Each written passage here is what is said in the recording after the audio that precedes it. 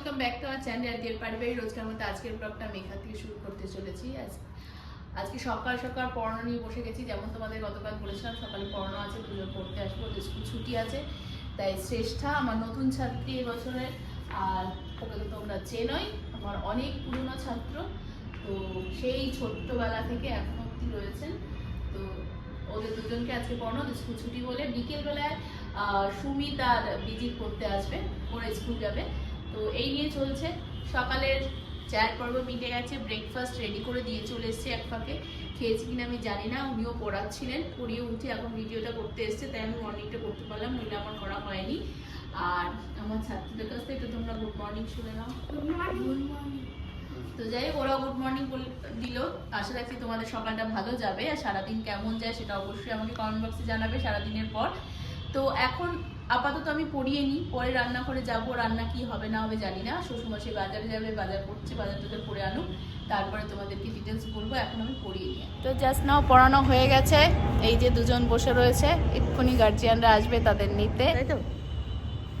তো পড়াশোনা হচ্ছে তো, শেষটার ভালোভাবে বোঝা হচ্ছে তো, ঠিক আছে। তাহলে তোমরা একটু বসো, আমি একটু রান্নাঘরের দিকে যাই। শ্বশুরমশাই বাজার নিয়ে চলে এসছে, এই যে শ্বশুরমশাই বাজার নিয়ে চলে এসছে, এই যে দেখো ল্যাটা মাছ নিয়ে এসছে।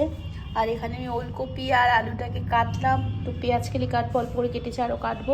আর একজনের জন্য এগ বয়েল বসিয়েছিলাম, একটা খেয়েছে আর খায়নি, তার নাকি পেট ক্র্যাম্প হচ্ছে। নাটক এত দেয় না, আর কি বলবো তোমাদেরকে। তো যাই হোক, আর ফ্রিজে রয়েছে আমার, কালকে একটা করে রেখেছিলাম, তোমাদেরকে দেখেছি কিনা মনে নেই, বেগুনের সেই বেগুনের তরকারিটা রয়েছে।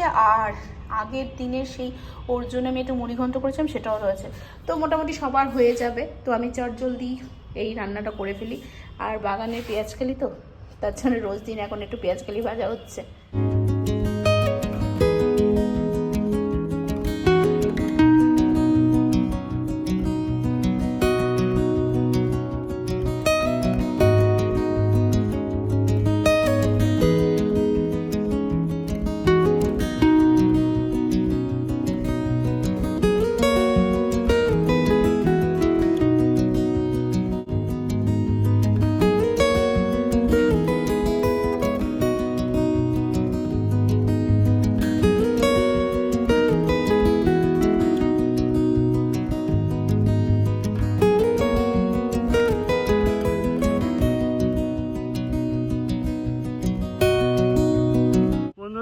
এই দেখো মা রোদ্দুরে বসে খাচ্ছে, আমি এই যে নতুন পড়াশোনাটা করছিলাম ওটা নিয়ে পড়ে ধরে উঠলাম।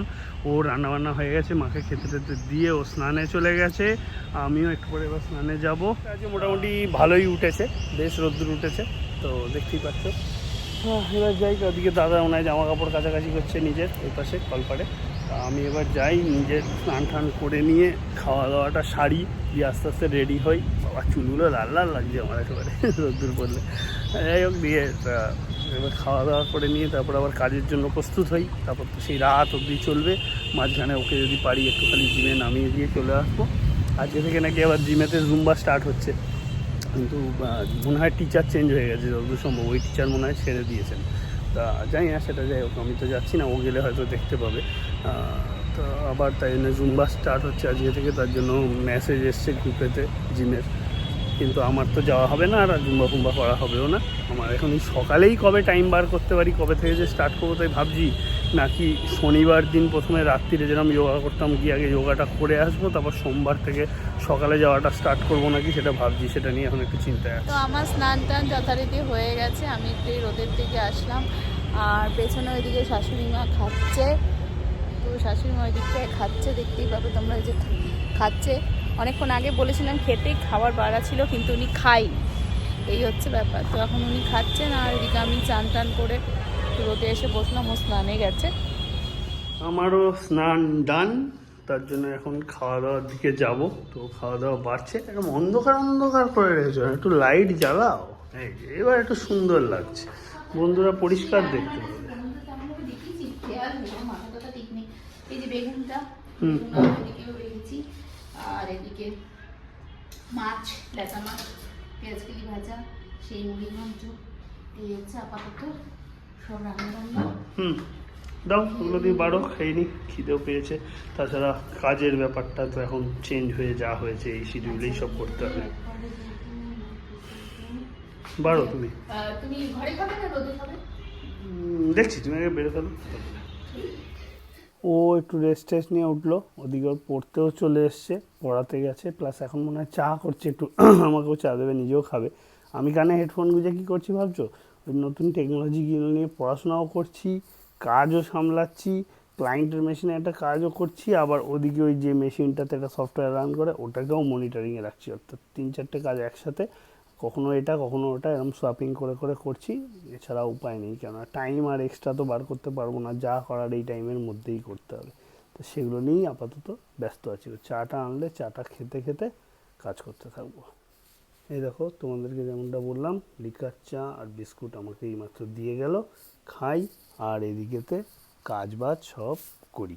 তোমাদেরকে বললাম দুজন পড়তে এসছে, ও পড়াচ্ছে, ব্যস্ত, আমিও ব্যস্ত। প্রায় 40 কোটি ভাই আমার পরিবারে আছে, 40 কোটি ভাই আর বোন, তাহলে তাদের সকলের জন্য লাগবে, নিজের জন্য তো নিলে হবে না। সুমিত আর বিজিত পড়ছে।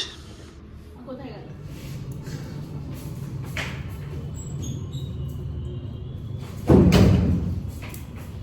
তো আর কি বলবো, আজকে বাইরে উঠেছে মটরশুঁটির কচুরি আর আলুর দম খাবে। এই আমি দেখো পড়াতে পড়াতে রেডি হয়ে হাফ রেডি জিমের জন্য রেডি হয়ে এখন রান্না বসাচ্ছি কেননা দেরি হয়ে যাবে। এই এখন আলুর দম নিয়ে এসে দাদা সেদ্ধ করে দিয়েছে, দাও আমার কিছুই করা হয়নি।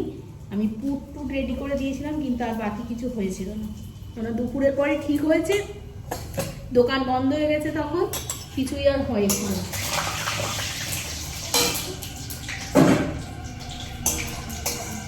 কি আর বলবো,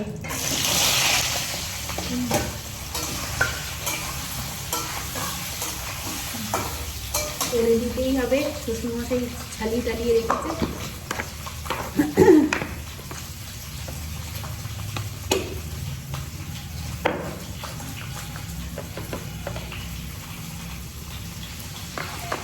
কোথায় দেখি রাখা,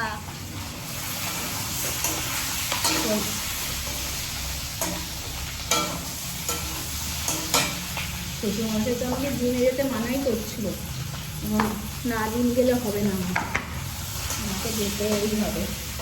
আর একজন এমনিতেই কামাই করছে, ওর ছোঁয়া লাগলে আমারও তাই হয়ে যাবে অবস্থা।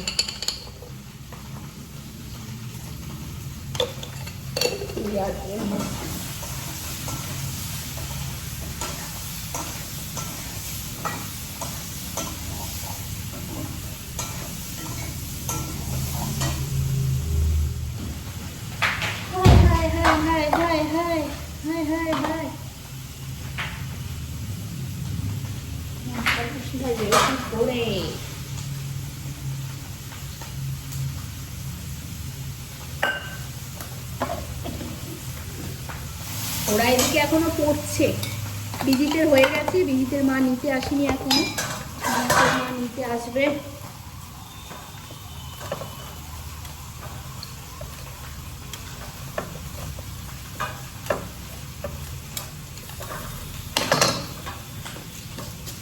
মশলাটাও রেডি করে নিই, রেডি না করলে কি করে চলবে।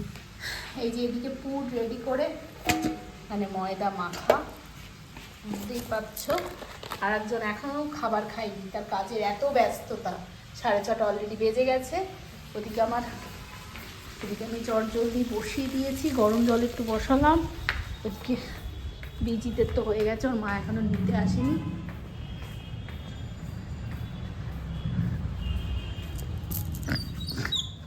কোথায় টয়লেট? ঠিক আছে, তাড়াতাড়ি। তো আমার বরমশাই আমাকে একটু দিতে যাচ্ছে, আজকে আমি একটু বায়না করেছি, আমার বায়নাটা একটু রাখতে যাচ্ছে। অফিসকে বলেছে 15 মিনিটের ব্রেক, এখন 15 মিনিট যদি সিগনালে আটকে দেয় আমাকে ওখানে নামিয়ে দেবে বলেছে। যা আমার কপাল, আমার কপাল।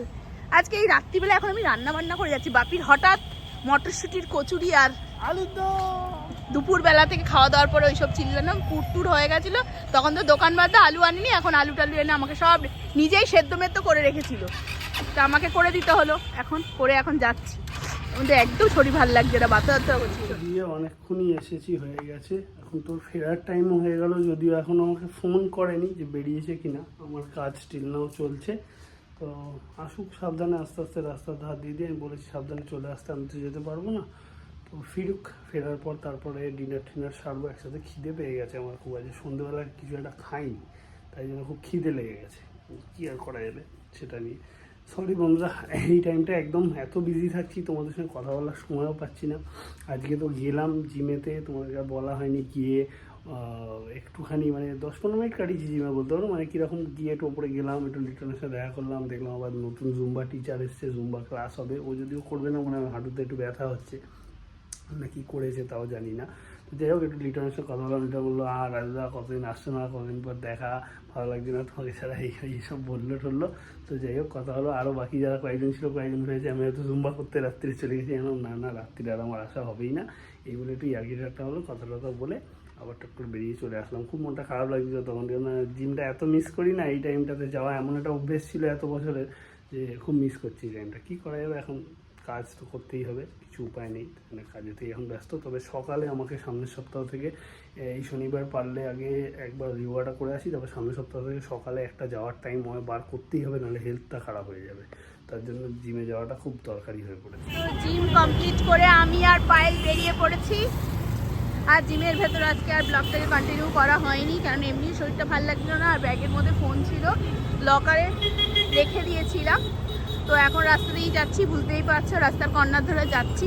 সিগন্যালটা জাস্ট পার হলাম দুজনে, এই যে দুজনে মিলে গল্প করতে করতে এখন এগোবো। বাড়ি গিয়ে তো এক ঝটকা আছে, তোমাদেরকে এক ঝলক আগেই দেখিয়ে দিয়েছি যে জিমে আসার আগে আমাকে কী কী করতে হয়েছে।